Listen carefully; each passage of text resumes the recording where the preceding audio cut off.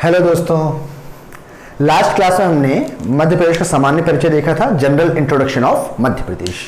आज की क्लास में हम डिस्कस करने वाले हैं राज्यों का पुनर्गठन, मध्य प्रदेश का पुनर्गठन और किस तरह से कब कौन सा जिला बना, और इससे नंबर ऑफ क्वेश्चंस आते हैं, बहुत से क्वेश्चंस आते हैं। तो चलिए शुरू करते हैं। सबसे पहले ये मैप देखिए, ये मैप मध्य प्रदेश का पहले का मैप है जब ये इस तरह की कंडीशन है। छत्तीसगढ़ भी जब हमारे मध्य प्रदेश में मिला हुआ था। अब इसको धीरे धीरे करके समझते हैं। पहले मैं एक जनरल इंट्रोडक्शन की बात करता हूं। मध्य प्रदेश का नाम पहले, आजादी से पहले मध्य भारत था। इवन गठन से पहले इसका नाम मध्य भारत था। पुनर्गठन जो इसका हुआ, पहला पुनर्गठन हुआ 1 नवंबर 1956 को। इसे हम कह सकते हैं रीऑर्गेनाइजेशन ऑफ मध्य प्रदेश। 1 नवंबर 1956 को गठन हुआ। मध्य प्रदेश को 4 पार्ट्स मिला के बनाया गया था, जिसमें सीपी बरार था, मध्य भारत था, ठीक है, विंध्य प्रदेश था और भोपाल। ये 4 पार्ट्स मिला के मध्य प्रदेश बनाया गया था। और उसके बाद धीरे धीरे फिर ये पहले का मध्य प्रदेश है और उसके छत्तीसगढ़ 2000 में अलग हो जाएगा। दूसरा पुनर्गठन जो हुआ वो 1 नवंबर सन 2000 को हुआ, जब छत्तीसगढ़ मध्य प्रदेश से अलग हो गया। आज के मध्य प्रदेश में 52 जिले और 10 संभाग हैं। Today in Madhya Pradesh there are 52 districts and 10 divisions. ये एक कहानी है। अब 1956 से पहले की स्थिति क्या रही होगी उसके बारे में समझते हैं। स्वतंत्रता प्राप्ति के समय, आजादी के समय, आजादी से पहले मध्य प्रदेश नाम का कोई राज्य था ही नहीं। उस समय मध्य भारत था, ठीक है। और बाद में ये धीरे धीरे, ये 1956 से पहले की स्थिति है कि मध्य प्रदेश नाम का कोई राज्य अस्तित्व में नहीं था। उस समय जो पार्ट्स थे, उस समय जब 1947 में आज़ादी मिली, उस समय राज्यों को 3 श्रेणियों में या 3 क्लासेस में सब डिवाइड किया गया था। उसके बारे में हम यहाँ भी देखेंगे, ठीक है। ओके, देखिए 1947 में जब हमें आज़ादी मिली, 1947 में इंडिपेंडेंस के टाइम पे राज्यों की 3 श्रेणियां थी, जिसमें आते थे पार्ट ए, पार्ट बी और पार्ट सी। पार्ट ए में आता था आपका CP Berar and Central Provinces, CP Berar. Part B में आपका आता था मध्य भारत और पार्ट सी में विंध्य प्रदेश और भोपाल था। विंध्य प्रदेश और भोपाल, इनको मिला के पूरा मध्य भारत बना हुआ है। ये आजादी से पहले की कहानी है। अब एक एक करके इन कहानियों को समझते हैं, किस तरह से चीजें धीरे धीरे आजादी के पहले डेवलप हुई थी। अगर हम बात करें, सीपी बरार, अगर हम बात करें तो पार्ट ए में अगर 2 नवंबर 1861 की बात है, 2 नवंबर 1861, 2 नवंबर 1861 को, पहले जब ब्रिटिशर्स के टाइम में एक केंद्रीय प्रांत बना। क्या बना? केंद्रीय प्रांत, सेंट्रल प्रोविंस, ये बना। उस समय जो ये था, ये न्यायिक कमिश्नरी क्षेत्र था। कैसा क्षेत्र था? न्यायिक कमिश्नरी क्षेत्र था।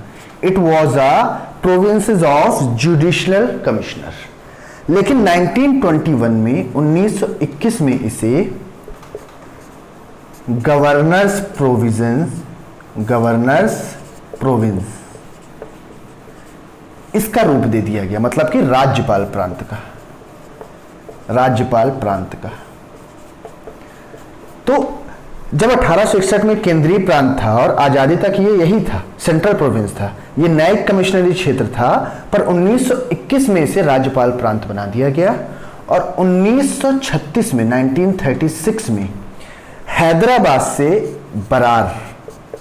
बरार को लीज पे लिया गया और इसको मिला दिया गया सेंट्रल प्रोविंस में। तो सेंट्रल प्रोविंस और सीपी बरार बन गए। ये 1936 की बात है। तो इस समय यहां पे एक राज्य था छत्तीसगढ़, विदर्भ और महाकौशल, जो आज का जबलपुर है। छत्तीसगढ़, विदर्भ जो महाराष्ट्र में चला गया है ये, छत्तीसगढ़ भी अलग हो गया, महाकौशल आज का जबलपुर है। ये तीनों किस में आए? सेंट्रल प्रोविंस में आए, ठीक है। और सेंट्रल प्रोविंस और सीपी बरार बन गया, जो हैदराबाद से हमने लीज पे लिया था। इसके जो प्रमुख थे वो थे पंडित रविशंकर शुक्ल। कौन थे? पंडित रविशंकर शुक्ल। तो ये बना आपका part A. Part A central province, इसके प्रमुख पंडित रविशंकर शुक्ल थे और इसके राज्यपाल जो थे वो थे ई राघवेंद्र राव। ई राघवेंद्र राव। और इसकी जो राजधानी थी वो नागपुर थी। नागपुर को इसकी राजधानी रखा गया। ये हमारी बात हुई सीपी बरार पार्ट ए की। पार्ट बी में आपका है मध्य भारत। मध्य भारत ये पार्ट बी में आया। पार्ट बी मध्य भारत जो था ये 22 अप्रैल 22 अप्रैल 1948 25 रियासतें इसमें मिलाई गई। उसमें देसी रियासतें मिलाई जाती थी। 25 रियासतों को मिला के मध्य भारत बना। मध्य भारत 25 रियासतों को मिला के बना। इसमें 6 महीने 6 मंथ्स 6 महीने में 6 महीने कैपिटल रहती थी, इसकी राजधानी रहती थी इंदौर, और 6 महीने इसकी राजधानी रहती थी ग्वालियर, ठीक है। और इसके जो प्रमुख थे वो थे लीलाधर सेठ। लीलाधर सेठ है, लीलाधर जोशी भी लिखा रहता है। तो ये पार्ट ए और पार्ट बी की बातें हो गई कि पार्ट ए को सेंट्रल प्रोविंस कहा जाता था और इसकी राजधानी, याद रखने वाली बातें हैं कि सेंट्रल प्रोविंस सीपी बरार कैसे बना, ये तो हमें समझ आ गया। हैदराबाद रियासत से इसको लिया गया, गवर्नर प्रोविंस का रूप दिया गया और इसमें विदर्भ, महाकौशल और छत्तीसगढ़ को शामिल किया गया था। इसके प्रमुख थे रविशंकर शुक्ल, राज्यपाल उस समय थे ई राघवेंद्र राव, इसकी राजधानी थी नागपुर। जो मध्य भारत थे 25 रियासतों को मिला के बना और इसकी राजधानी 6 महीने इंदौर और 6 महीने ग्वालियर रहा करती थी। इसके प्रमुख थे लीलाधर सेठ। अब यहां तक आपकी चीजें क्लियर हैं, स्क्रीनशॉट ले लीजिए। अब हम बात करते हैं पार्ट सी की। Now will talk about the part C. Part C ये कैसे हुआ? अगर हम पार्ट सी में देखें तो ये विंध्य प्रदेश वाला क्षेत्र है ना। तो पहले 38 रियासतें मिलाई गई। 38 रियासतें मिलाई गई कहां की? बुंदेलखंड की और बघेलखंड की। इनको मिला के विंध्य प्रदेश का गठन हुआ। ये मार्च 1948 की बात है, 1948 की, ठीक है। इसमें रीवा एक अलग इकाई थी और बुंदेलखंड एक अलग इकाई थी। तो बुंदेलखंड और ये इकाई अलग थी। तो रीवा के जो हेड थे उस समय, जो ये यहाँ पे थे, मार्तंड सिंह देव, और उसके अलावा अवधेश प्रताप सिंह जी, कामता प्रसाद सक्सेना जी, ये लोगों ने मिलकर एक मंत्रिमंडल बनाई और फाइनली 1952 को एक विधायिका के आधार पर एक मंत्रिमंडल का गठन हुआ और पार्ट सी बना विंध्य प्रदेश। ये 1952 में बना विंध्य प्रदेश। तो विंध्य प्रदेश बना। अगर आपसे पूछा जाए विंध्य प्रदेश किस में आता है, ये पार्ट सी में आता है। और कब बना? 1952 में इसका गठन हो गया।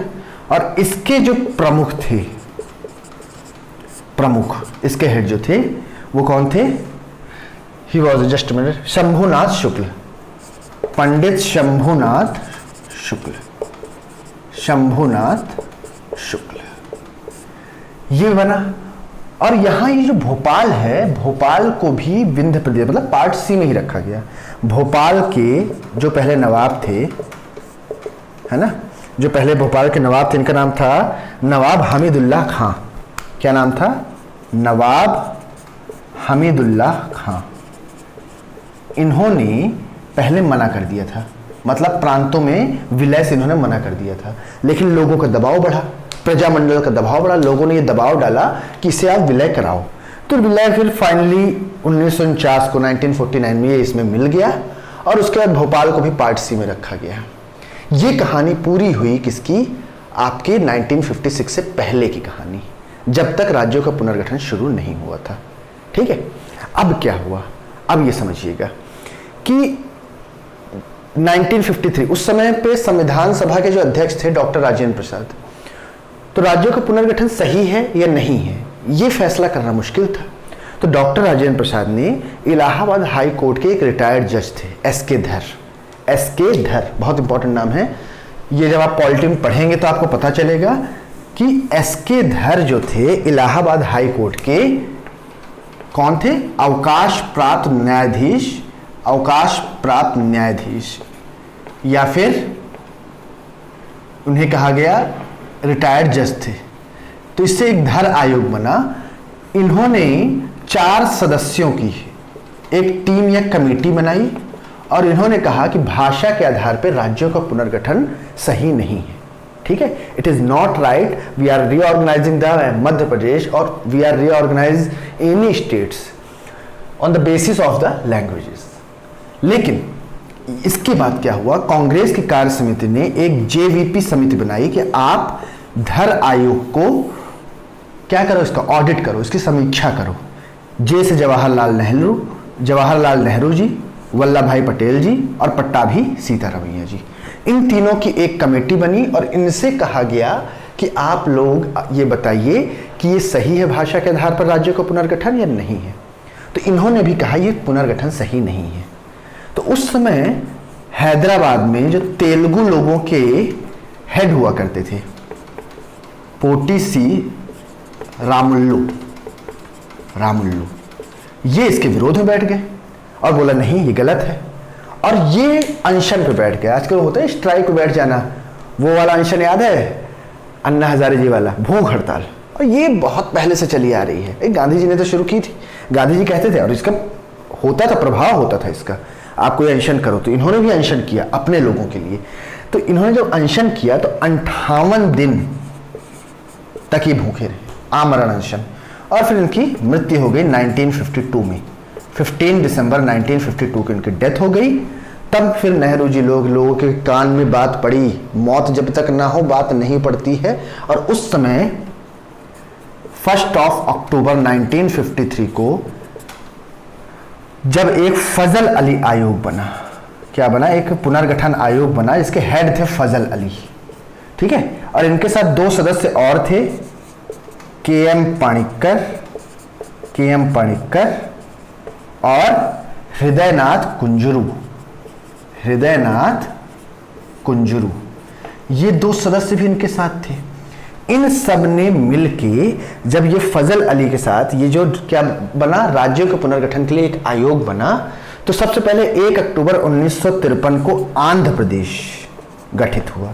तो भाषाई आधार पर गठित होने वाला पहला राज्य है आंध्र प्रदेश, और इस समय इसकी राजधानी थी कुरनूल, या करनूल कहते हैं, कुरनूल, ठीक है, करनूल ही शायद कहते हैं, एग्जैक्टली देख लीजिएगा एक बार इसको बुक में। तो आंध्र प्रदेश जो था पहला राज्य था जो भाषा के आधार पर गठित हुआ, फजल अली आयोग की अनुशंसा पे, और उसके 2 सदस्य के एम पाणिक्कर और हृदयनाथ कुंजरू, ठीक है। अब इस तरह से जब गठन होने लगा तो 1956 में, फाइनली 1956 में 1956 में मध्य प्रदेश का गठन हुआ। 1956 में मध्य प्रदेश का गठन हुआ, और इसमें 1956 में मध्य प्रदेश का गठन हुआ किसकी अनुशंसा पे, फजल अली आयोग की अनुशंसा पे। और इस समय इसमें 43 जिले और 9 संभाग थे। ये नया मध्य प्रदेश बना। तो यहां तक की कहानी होती है कि राज्यों का पुनर्गठन शुरू कैसे हुआ। अब जस्ट हम देखना शुरू करेंगे कि पुनर्गठन के बाद धीरे धीरे इसमें कौन कौन से राज्य शामिल होते गए, ठीक है। तो ये बेसिक स्ट्रक्चर आई थिंक आप सभी को क्लियर होगा कि सबसे पहले हमने देखा यहाँ part A, part B, part C को। पार्ट ए में आपको ध्यान रखना है, इसे सीपी बरार सेंट्रल प्रोविंस कहा जाता था, इसकी राजधानी नागपुर थी, इसके ही प्रमुख थे पंडित रविशंकर शुक्ल, उस समय राज्यपाल थे ई राघवेंद्र राव। फैक्ट है इंपॉर्टेंट। पार्ट बी को मध्य भारत कहा जाता था, 25 रियासतों को मिला के बना था। 22 अप्रैल 1948 को 6 महीने इसकी राजधानी इंदौर थी, 6 महीने ग्वालियर थी, इसके प्रमुख थे लीलाधर सेठ। और अगर हम बात करें विंध्य प्रदेश की तो ये पार्ट सी में आता था। पार्ट सी में विंध्य प्रदेश आता था, इसके प्रमुख कौन थे, इसके प्रमुख थे पंडित शंभुनाथ शुक्ल, इसकी राजधानी थी रीवा। और भोपाल भी पार्ट सी में आता था, और उसके प्रमुख, भोपाल के प्रमुख जो थे वो थे शंकर दयाल शर्मा जी, ठीक है, ये प्रमुख थे। और उसके बाद फिर धर आयोग के कमीशन से किस तरह भाषा के आधार पर राज्य पुनर्गठन सही है या नहीं है, इस फैसले को होते होते फजल अली आयोग बना, उनके साथ के एम पणिक्कर और हृदयनाथ कुंजरू थे, और फाइनली 1956 में मध्य प्रदेश का पुनर्गठन हुआ और नवनिर्मित मध्य प्रदेश में 43 जिले और 9 संभाग थे। अब धीरे धीरे कैसे और जिले बनेंगे जस्ट हम इसके बाद वाले लेक्चर में देखेंगे। तो आज के लिए इतना कीजिए। Wish you all the best.